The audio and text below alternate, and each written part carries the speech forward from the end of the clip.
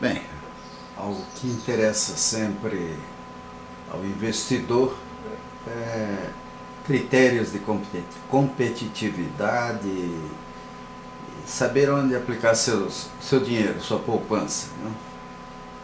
Então, a opção por atração de novos investimentos depende basicamente da atratividade do projeto.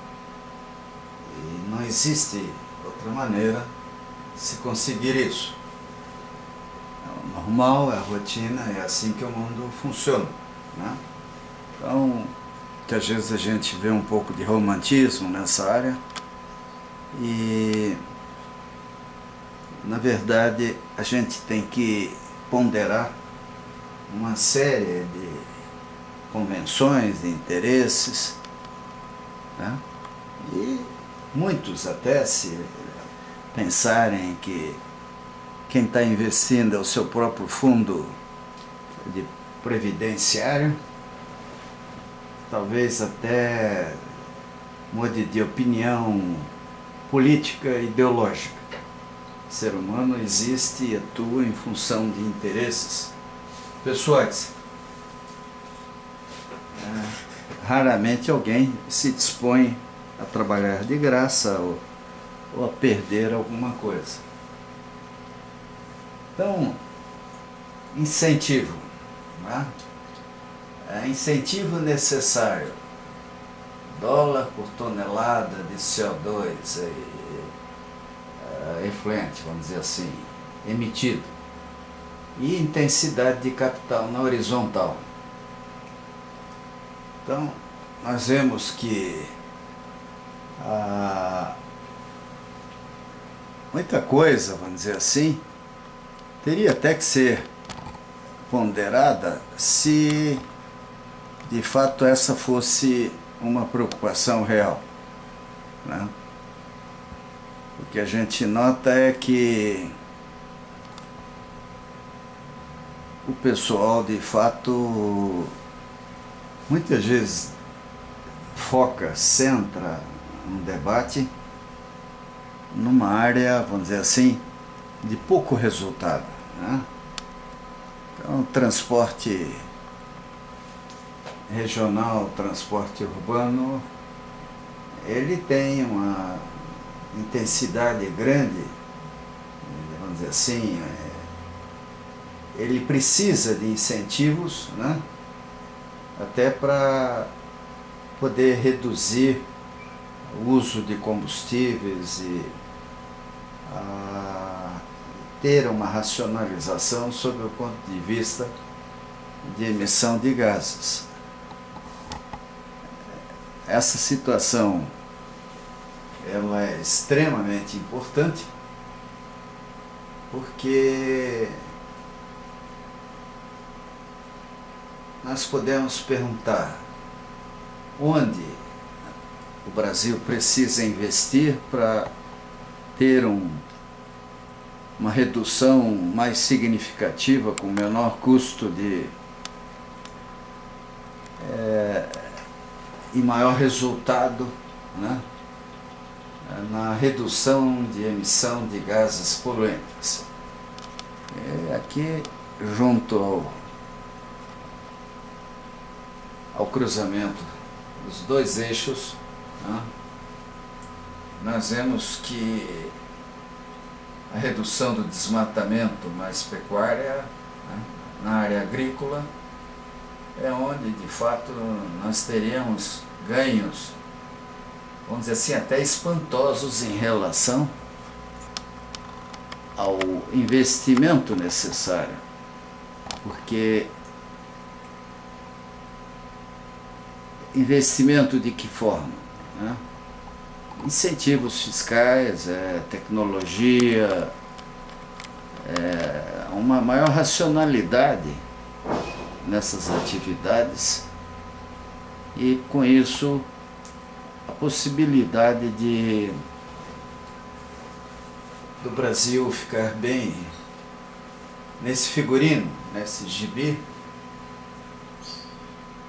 que não é a nossa prioridade exatamente, não deveria ser. O Brasil tem problemas muito mais sérios. Mas como está na moda agradar o pessoal aí de fora, a gente se vê impelido a raciocinar dessa maneira. Acredito que isso faz sentido em certas análises, como fator de decisão, quando as opções são muito semelhantes, mas não é a prioridade do Brasil, exceto, evidentemente, acabar com o desmatamento, usar melhor o potencial de produção agrícola e pecuária, não da forma como tem acontecido até hoje. Aí realmente o Brasil pode e deve fazer muita coisa. Nós vivemos em função da abundância de espaços e de terras, né? Nós chegamos a ter até um plano de incentivo de ocupação de várzea, porque naquela época, 40 anos atrás, o mundo não tinha a consciência que tem hoje a humanidade do problema da metano, do CO2, da buraco de ozônio, que eu acho extremamente importante para quem vive no sul do hemisfério sul, no sul do Brasil, né?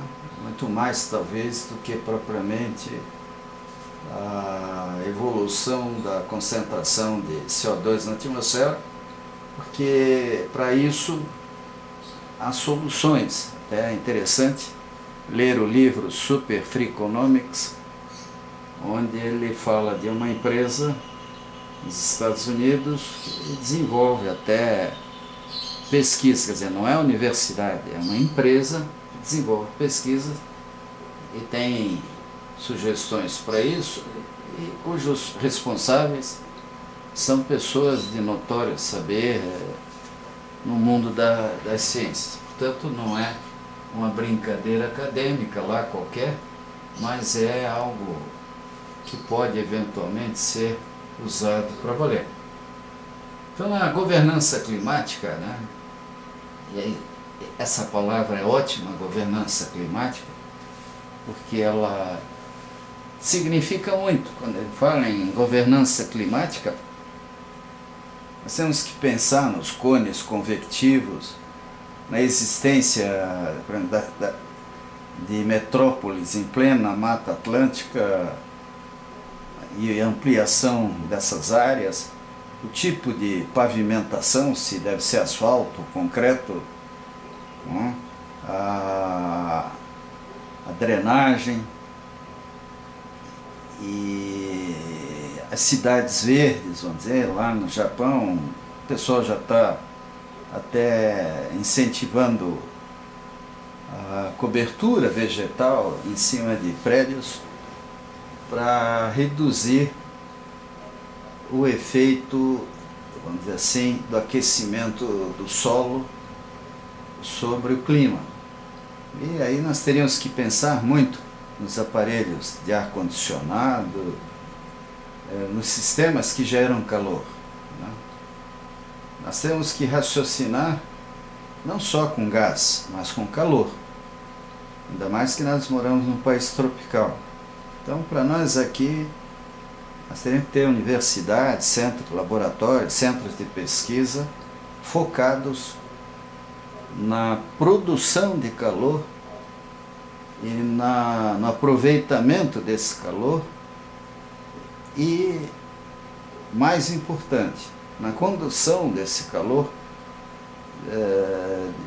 na racionalização disso, para evitar essas chuvas violentíssimas,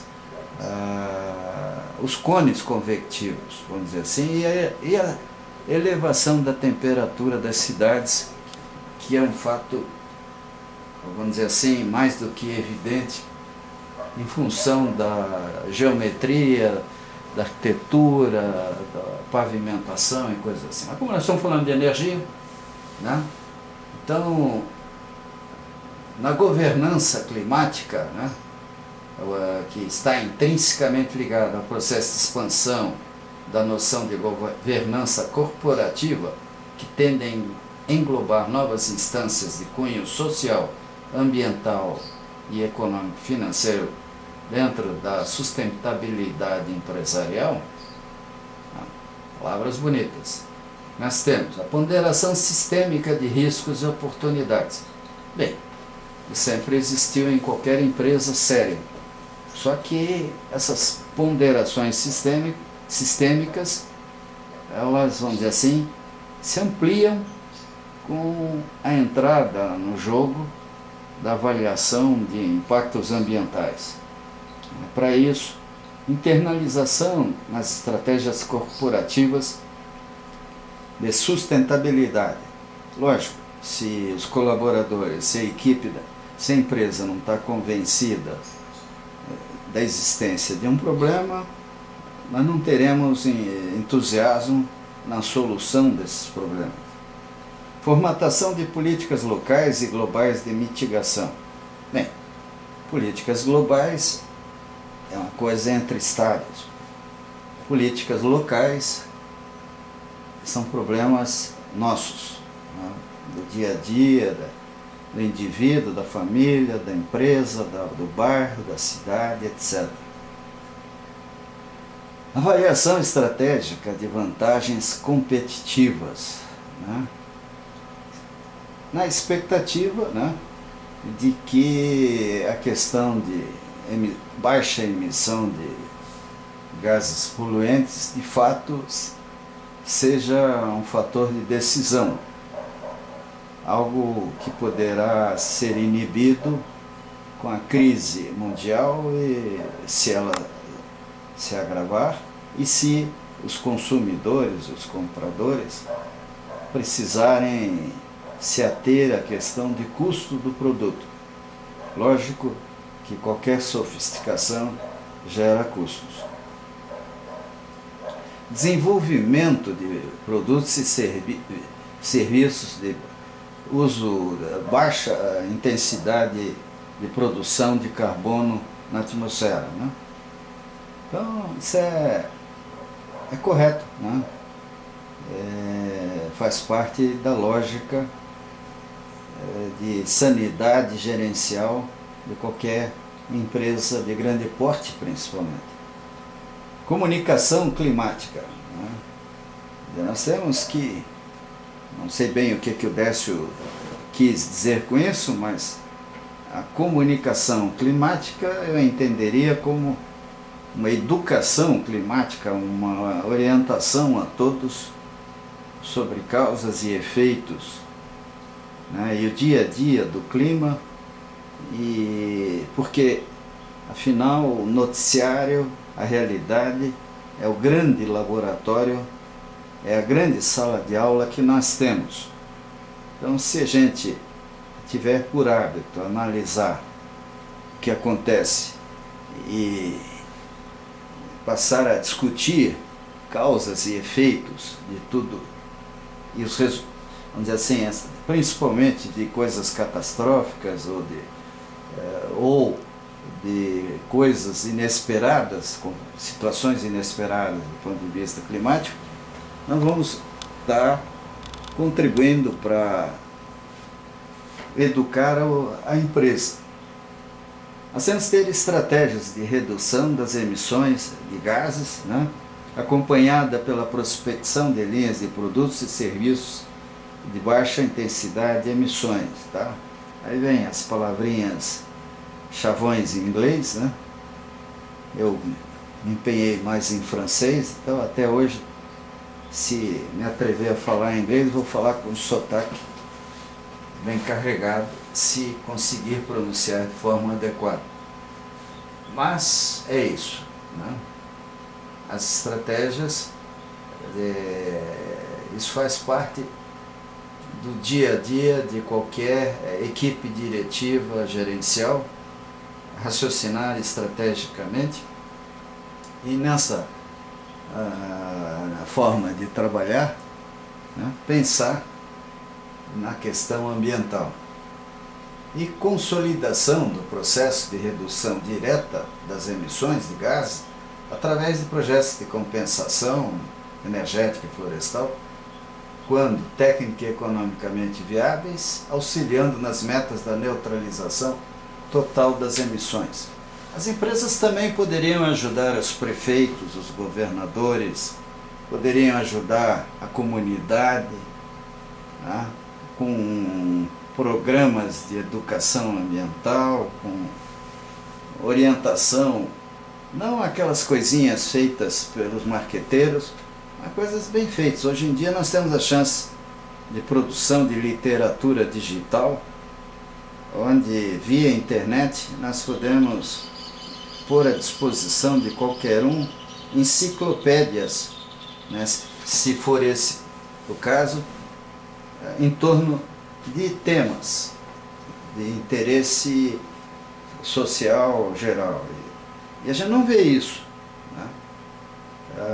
O que a gente sente é uma mediocridade, às vezes uma incapacidade mortal do pessoal aproveitar os meios de comunicação, a internet, blogs, YouTube e tudo, né, de maneira adequada dentro da cultura do nosso povo, né, algo que as professoras do primeiro grau da cidade mais isolada do Brasil possa usar, né, ou via internet, ou DVD, pendrive, né. Não há mais motivo para não avançarmos nesse sentido. Então, se quiser, a gente consegue, de fato, melhorar muito a governança climática e a educação climática, a presença climática, a militância climática, né?